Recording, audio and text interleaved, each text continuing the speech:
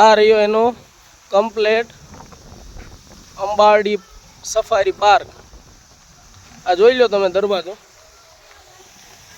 અંબાડી safari પાર્કમાં છે ને આપણે આવી ગયા છીએ. તો અત્યારે છે ને આપણે ગાડીમાં આવી ગયા છીએ અને ચક્કર બાગ આખો જોઈ લીધો છે. આખો જ નથી જોયો આપણથી, આ પૂરું હલાય એમ છે નહીં, એટલે આખો કાંઈ જોયો નથી, કારણ કે કાલ ગિરનાર ચડ્યા, બહુ થાકોડો લાગેલો છે. તો હવે આ લોકો શું પ્લાન બનાવે છે, આગળ ક્યાંય જઈએ છીએ કે નહીં, એ તમને બતાવીશ. વિડીયોમાં બન્યા રહેજો. બાકી જેને બાકી હોય સબસ્ક્રાઈબ કરી દેજો અને સપોર્ટ કરજો.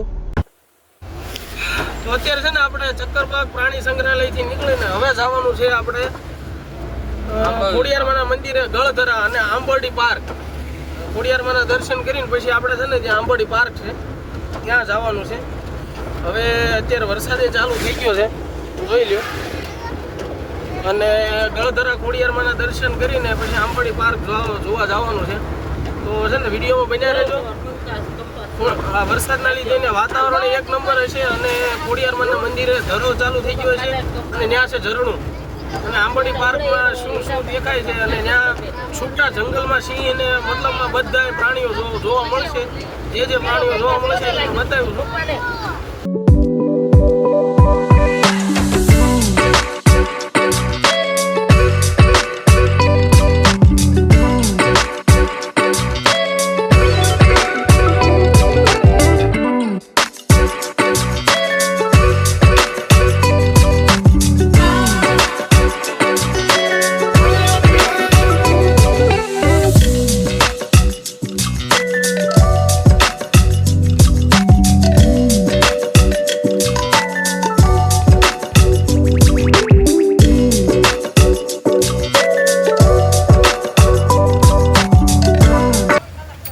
જુનાગઢથી છે ને આપણે અત્યારે નીકળીને સેલૈયા ધામ પહોંચી ગયા છીએ.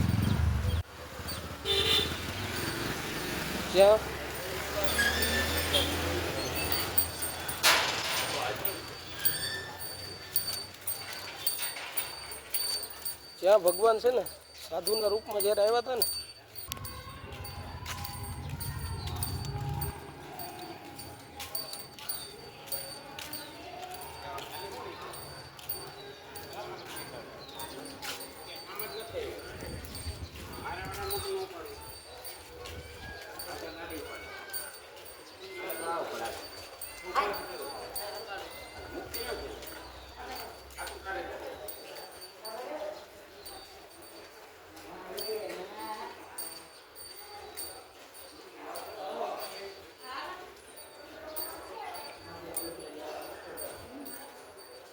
આ તમે જોઈ લો.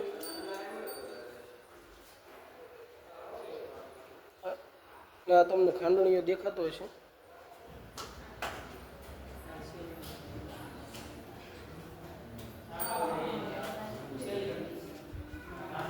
જે જ ખાંડણીઓ છે તે છેલ્લે આને ખાંડવામાં આવ્યો હતો. અને કોમેન્ટમાં લખી દેજો ભગવાન અહીંયા રૂબરૂ આવ્યા હતા અને છેલ્લે આને ખાઈ ગયો હતો.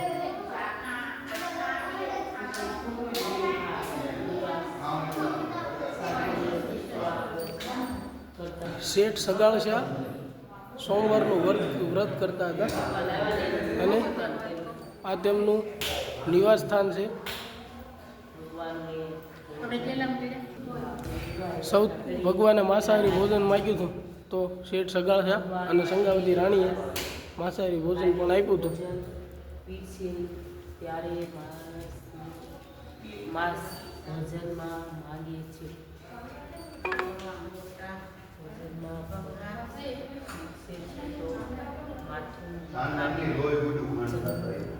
જમવા માંગીએ છીએ.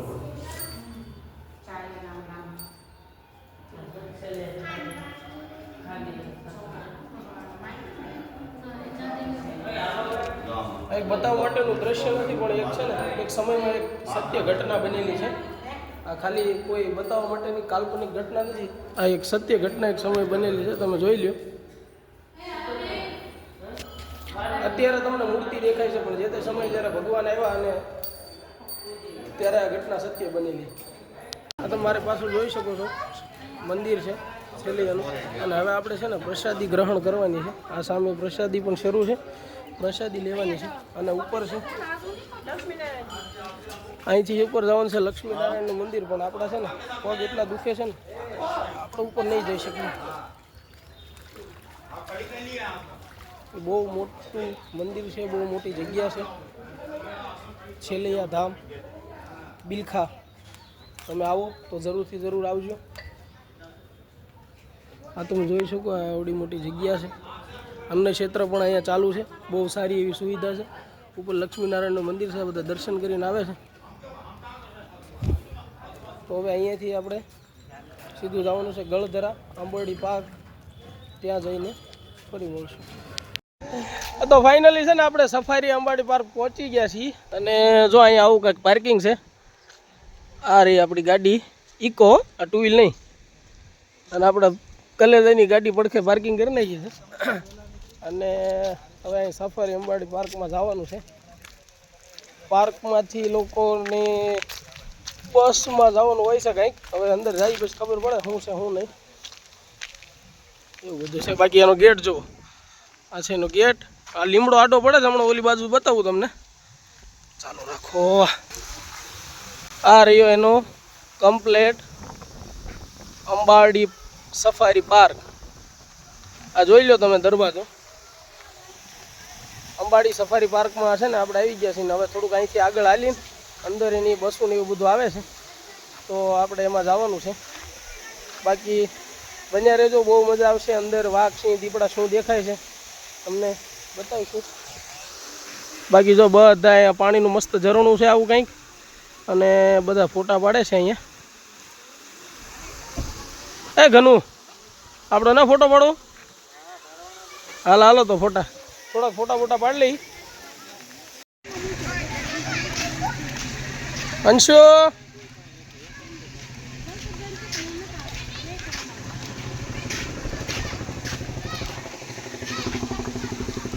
અંદરથી કંઈક જો આવો નજારો છે.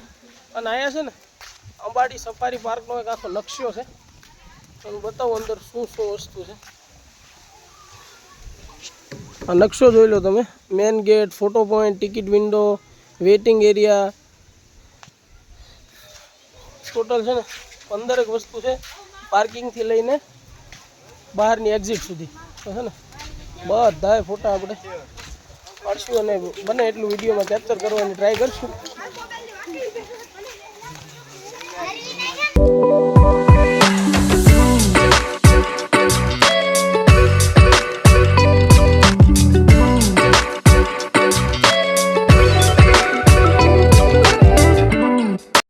લ્યો અત્યારે 2 વાગ્યા આપણે પહોંચ્યા અને અહીંયા 3 વાગ્યા સુધી તો બંધ છે એવું કહે છે. તો હવે આપણો થઈ ગયો પોપટ. તો હવે છે ને આ બધા એવું નક્કી કર્યું છે કે નજીકમાં ખોડિયાર મંદિર છે ને ત્યાં બધા દર્શન કરી આવી અને પછી પાછા આવશું. તો હવે બધા ભાગ્યા છે બહાર ખોડિયારમાં દર્શન કરવા માટે.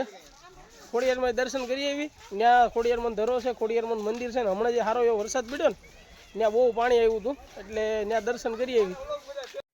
તો આ છે ને ગળધરા ખોડિયારમાં આપણે પહોંચી ગયા છીએ. જો ત્યાં આંબોડી પાર્કે ગયા હતા, પણ ત્યાં 3 વાગે શરૂ થાય એટલે ત્યાંથી સીધા વહી આવ્યા છે અહીંયા ગળધરા ખોડિયારમાં. હવે અહીંયા દર્શન કરી લઈશું ખોડિયારમાંના ધરાના દર્શન કરીને પછી હમણાં જેવા 3 વાગે ને એટલે સીધા જ આંબોડી પાર્ક જઈશું અને ત્યાં પછી આપણે જોવાનું છે. તો જોઈએ અંદર જો ખોડિયારમાં એના દર્શન કરવા સુધી જો મોબાઈલ લઈ જાવ દેશે ને તો તમને પણ દર્શન કરાવીશ 100%. બાકી જો આ ગેટ દેખાય છે, આ રહ્યો ગેટ, અને અહીંયા પાર્કિંગ એ ગેટની સામે જ છે.